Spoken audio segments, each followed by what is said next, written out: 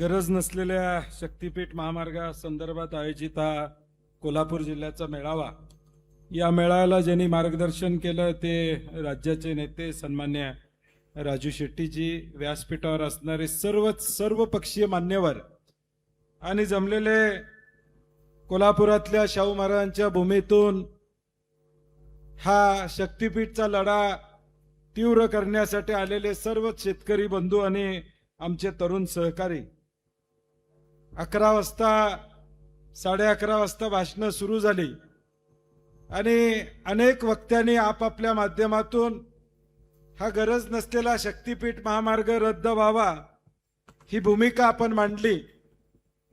सुरुवात ज्यावेळी या रस्त्याची या महाराष्ट्रामध्ये झाली, ज्याचा उल्लेख मगाशी शिवाजीरावने केला, एकोंडीपासून त्याची सुरुवात झाली आणि हा महामार्ग गरजेचा नाही आहे. 13 जिल्ह्यामध्ये या संदर्भातल्या आम्ही राजू शेट्टी असतील, आम्ही असो किंवा आम्ही सगळ्या मंडळींनी निवडणुकीच्या आधी सुद्धा सातत्याने ही भूमिका घेतली. लोकसभेच्या निवडणुकीच्या आधी असू दे, विधानसभेच्या निवडणुकीच्या आधी असू दे आणि या निवडणुका झाल्यानंतर देखील सरकार किमान याचा फेरविचार करेल, रद्द करेल अशी आम्हाला अपेक्षा होती.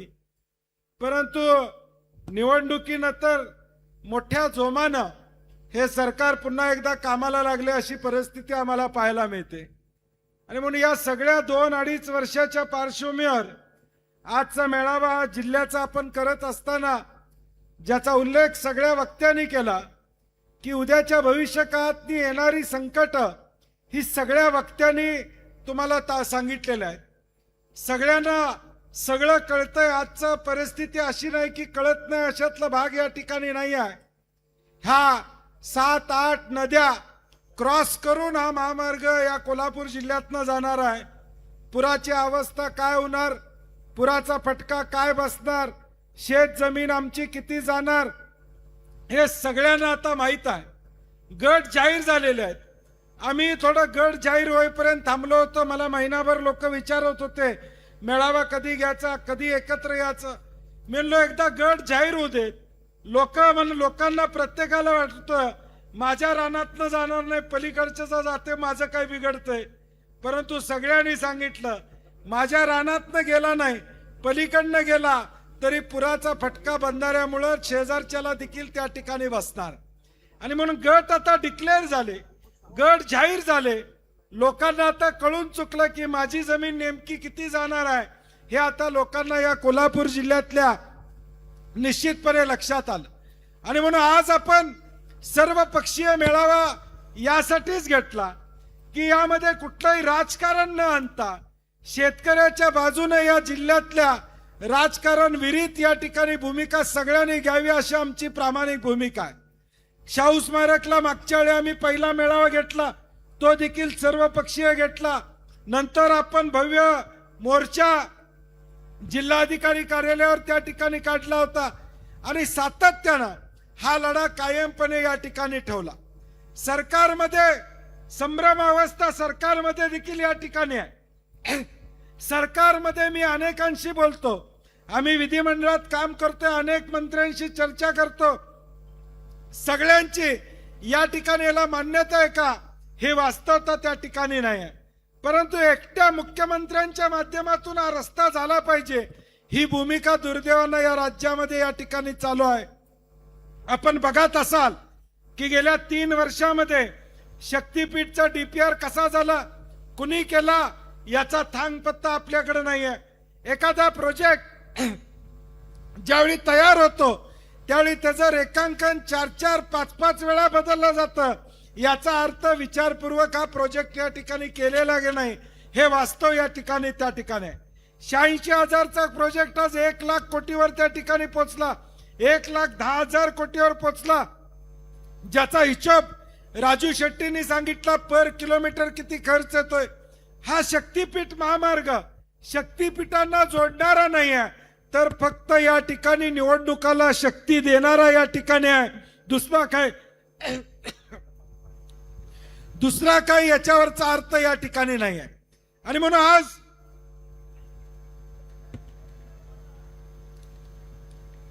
आज या मेळाव्याच्या निमित्तानं तुम्हा आम्हा सगळ्यांना एक भूमिका घ्यावी लागेल, कणखर अशी भूमिका घ्यावी लागेल. मी मागच्या वेळी देखील सांगितलं होतं, आता शक्तीपीठला जमीन द्या म्हणणारा माणूस येतोय, त्याला 10% कमिशन मोनार्क तर्फे ठरलेला आहे. जो माणूस तुम्हाला सांगायला येईल त्यानं त्या शेतकऱ्याला तयार करायचं, त्याला 10% कमिशन त्या मोबदल्यातलं द्यायचं, असा फॉर्म्युला साधारणपणे त्या ठिकाणी ठरलेला आहे. आणि म्हणून राजू शेट्टी म्हणले तसं आता गावागावामध्ये पक्षविरहित एक शक्तीपीठच्या विरोधातला गट आणि जे समर्थन करणार आहेत ते अशा पद्धतीचीच वाटणी आता उद्याच्या भविष्यकाळात आपल्याला गावागावामध्ये या ठिकाणी करावं लागेल. आणि म्हणून माझी आपल्या सगळ्यांना या ठिकाणी विनंती आहे की आता हा गेले महिनाभर गट कुठले आहेत, कुणाच्या रानातनं जातोय हे आता निश्चित झालेलं आहे. आता आपली जबाबदारी आहे की पुढच्या 8-10 दिवसामध्ये या सगळ्या 78 गावांमध्ये बैठका झाल्या पाहिजेत, त्या त्या तालुक्यामध्ये बैठका झाल्या पाहिजेत, तालुक्याचे मेळावे त्या ठिकाणी झाले पाहिजेत. हा माझं भाषण संपल्यानंतर शेट्टी साहेब आपण स्टेजवरची मंडळी थोडा वेळ इथं बसूया, बाकीची मंडळी खाली थोडं नाश्ता करायला जातील, परंतु आपण बसून तालुक्याचं नियोजन या ठिकाणी करूया. व्यवस्थितपणे आम्ही नियोजन केलेलं आहे की तालुक्यामध्ये कुठल्या गावामध्ये त्या ठिकाणी कार्यक्रम झाले पाहिजेत, साधारणपणे मेळावे कुठल्या तालुक्यामध्ये झाले पाहिजेत. आज करवीर किंवा पन्हाळा हातकणंगल्यामध्ये पारगाव हे गावामध्ये एखादा मेळावा हातकणंगल्याचा घेता आला तर घ्यावा, करवीरचा मेळावा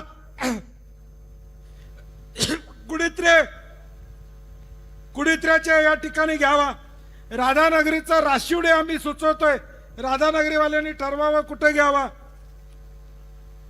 भुदरगडचा आणि कागल हा मिळून बोरिवड्याला त्या ठिकाणी घ्यावा.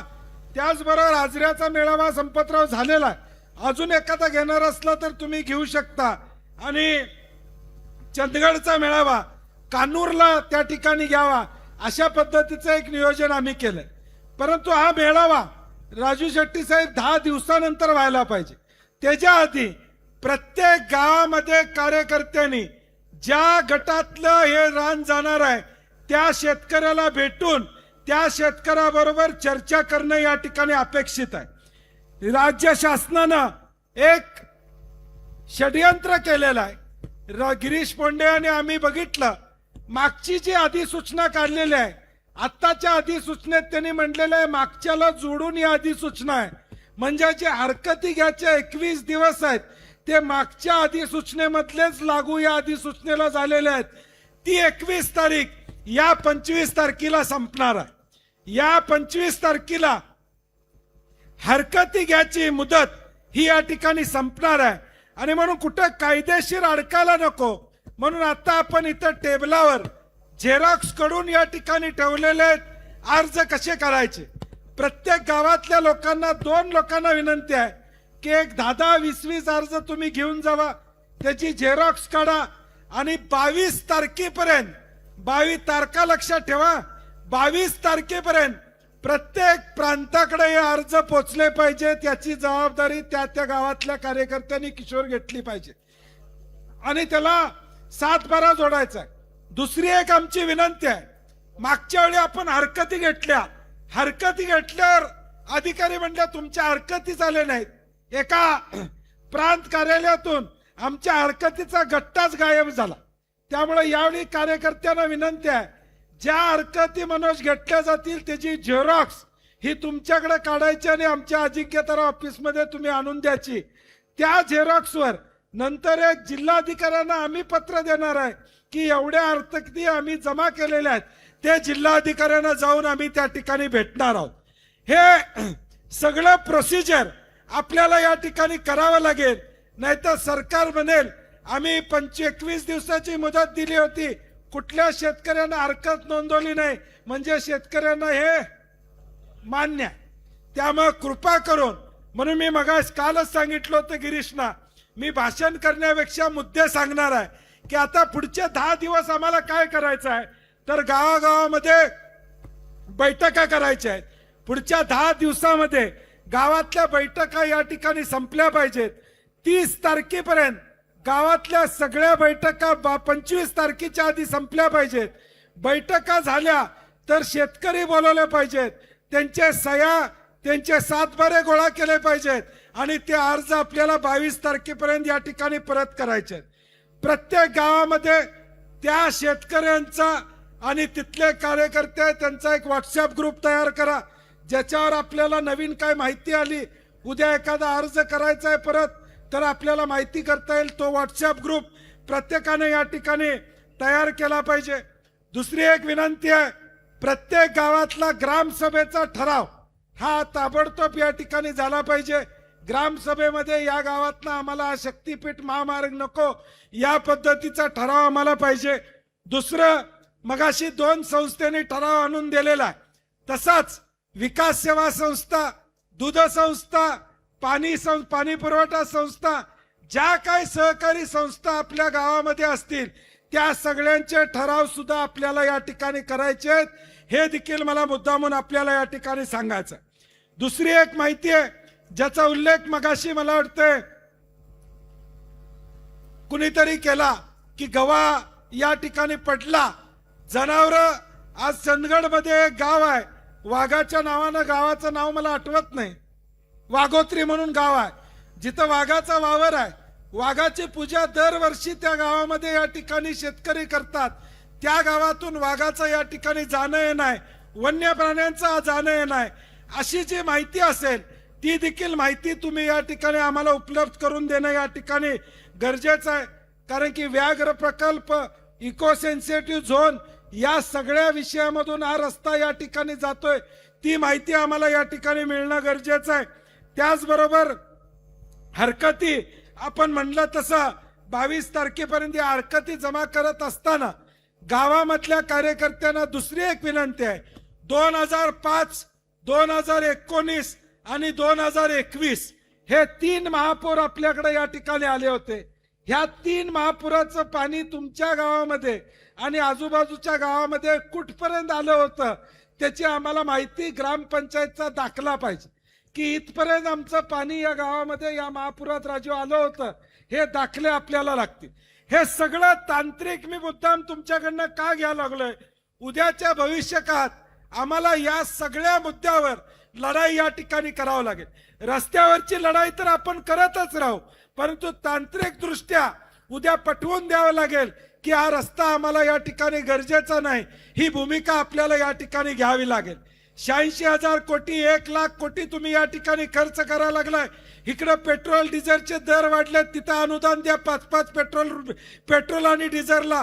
खताचे दर वाढलेत, खताला अनुदान त्या ठिकाणी द्या. 1,00,000 कोटी खर्च करण्यापेक्षा हे 1,00,000 कोटी सगळ्या महाराष्ट्रातल्या गावांमध्ये दिले तर किमान 2-5 कोटी रुपये प्रत्येक गावाला गावातले रस्ते करण्यासाठी या ठिकाणी मिळतील, अशी आमची अपेक्षा या ठिकाणी. हा गरज नसलेला महामार्ग आहे, ह्याच्यावर पैसे तुम्ही खर्च करू नका, ही भूमिका आमची प्रामुख्याने या सगळ्या दृष्टीमध्ये या ठिकाणी आहे. आणि म्हणून हा लढा फक्त आपल्याला आता मेळावा घेऊन या ठिकाणी चालणार नाही, ज्याचा उल्लेख राजू शेट्टीने आणि अनेक वक्त्यांनी केला. आता पोलीस बळाचा वापर उद्याच्या भविष्यकाळात या ठिकाणी केला जाईल. आमच्या प्रशासनाला देखील जाहीर आव्हान आहे, पोलिसांना देखील आमची विनंती आहे. आमचं वांद पोलिसांच्या बरोबर या ठिकाणी नाही आहे. पोलिसांच्या आडून जर या ठिकाणी कारवाई करायचा प्रयत्न केला तर जशास तसं उत्तर द्यायला कोल्हापूरकर या ठिकाणी गप्प बसणार. जशास तसं उत्तर या ठिकाणी दिलं जाईल. ही रस्त्यावरची लढाई आहे. तुम्ही जर जोर जबरदस्ती या ठिकाणी करायला लागला तर या रस्त्याच्या लढाईला उग्र स्वरूप जर या ठिकाणी निर्माण झालं, उद्या कायदा आणि सुव्यवस्था या जिल्ह्यातला बिघडला, या 13 जिल्ह्यातला बिघडला, तर त्याला जबाबदार सरकार या ठिकाणी असणार. आम्हाला नको आहे ते तुम्ही आमच्या माती मारायचा प्रयत्न केला. आरेला कार्य म्हणायची ताकद या महाराष्ट्रातल्या जनतेची आहे, हे दाखवून देण्याचं काम आम्ही निश्चितपणे या ठिकाणी करू. मग कितीही केसेस होऊ द्यात, माझी लोकांना देखील या ठिकाणी विनंती आहे, तुम्ही आम्हाला हाक द्या.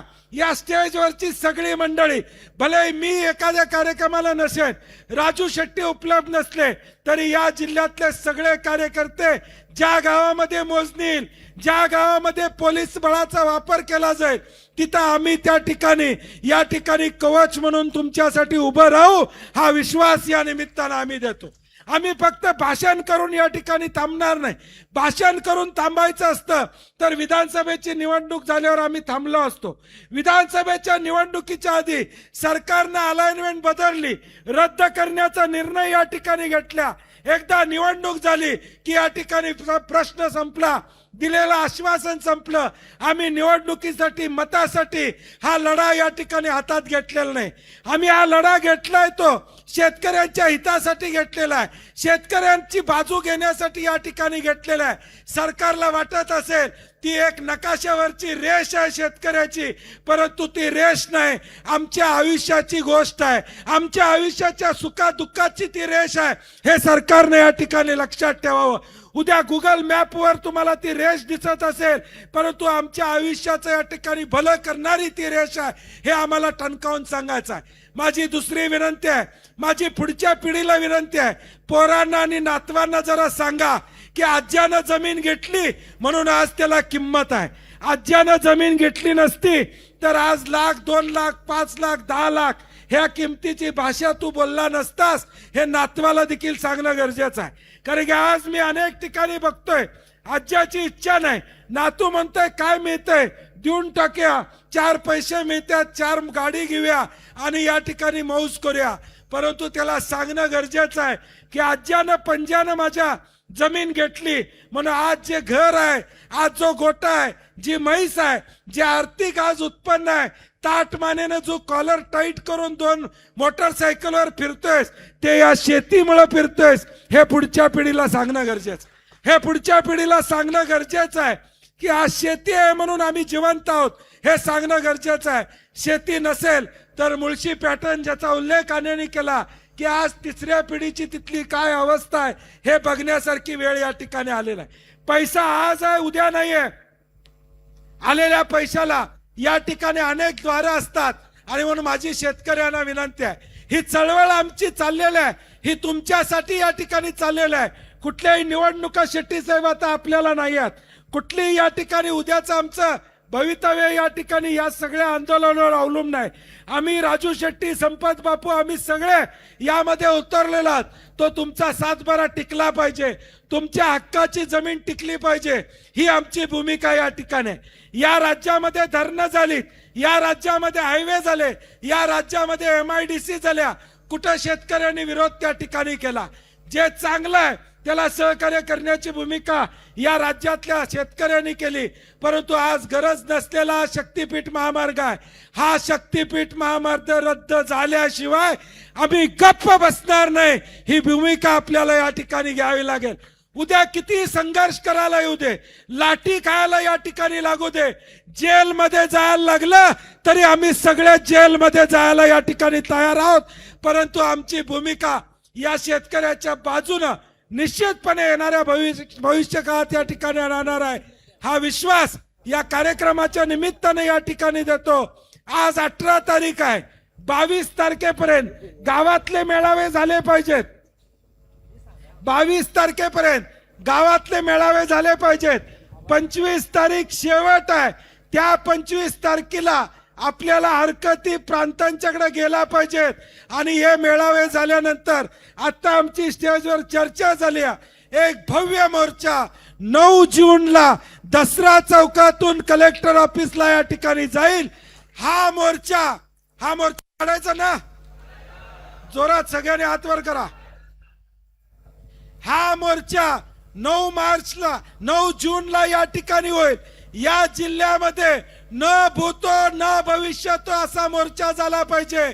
सगळ्यांनी घरदार घेऊन ज्यांच्या जमिनी जातात, बायका पोरांसकट या मोर्चाला आलं पाहिजे.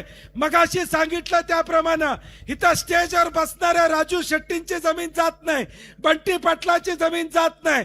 ज्याची जमीन जाते त्यांच्यासाठी आम्ही या ठिकाणी मैदानात उतरलोय, आम्ही शड्डू ठोकून या ठिकाणी उतरलोय, ते तुमची जमीन वाचवायसाठी उतरलोय. आणि म्हणून येणारा 9 जूनचा मोर्चा हा या ठिकाणी एवढा मोठा झाला पाहिजे की त्या दिवशी या राज्याच्या मुख्यमंत्र्यांनी शक्तीपीठ रद्दचा निर्णय घेतला पाहिजे.